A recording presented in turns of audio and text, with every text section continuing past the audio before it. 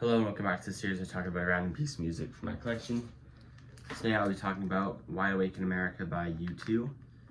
This is an EP by U2. It is comprised of 2 live tracks that appeared on the Unforgettable Fire album, I think, and then 2 other tracks that are just like B-sides or whatever. I'll keep this one short. I'm basically just going to talk about the first track, Bad, because I don't really have much to say about the other ones. But first I'll talk about U2. Well, you know, U2 needs no introduction. They are a very, disliked band nowadays, but I still argue that their 80s albums were really good albums, most of them, and they have plenty of good songs from that era, and I think, especially even up to Achtung Baby, I think Achtung Baby is a really fine album, and you could definitely make a case for it being their best album. They're like, in the early days they're more post-punk, and then they start getting more poppy, but they're never, I never would describe them first as a pop band. I always describe them as alternative in this era anyway.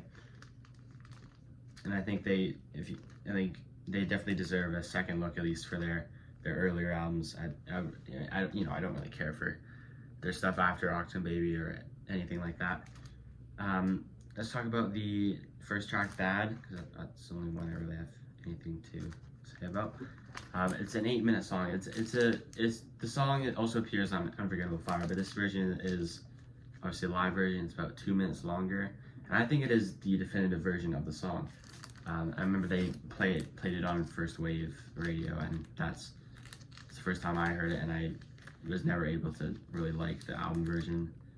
And it's pretty cool because there also is a music video of the live version. I don't know if it's actually the same performance or they just dubbed it, because it says live in Birmingham, but the title, this is Wide Awake in America. There is Birmingham, Alabama, but no, because then it said National Exhibition Center, which is in Birmingham, England. So anyways, I think this is one of probably more of the earlier U2 songs that really showcases the Edge's love for delay effects, and it's really interesting to hear. I watched a YouTube short a while ago that was the main riff of Bad played with distortion pedal and without distortion pedal, and you can really see like how essential it is to the sound.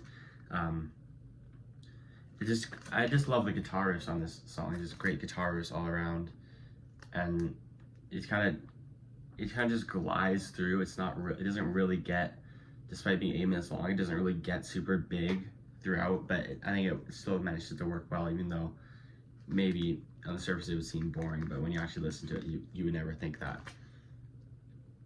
Anyway, I guess that's all I have to say. I got this also at Recordland.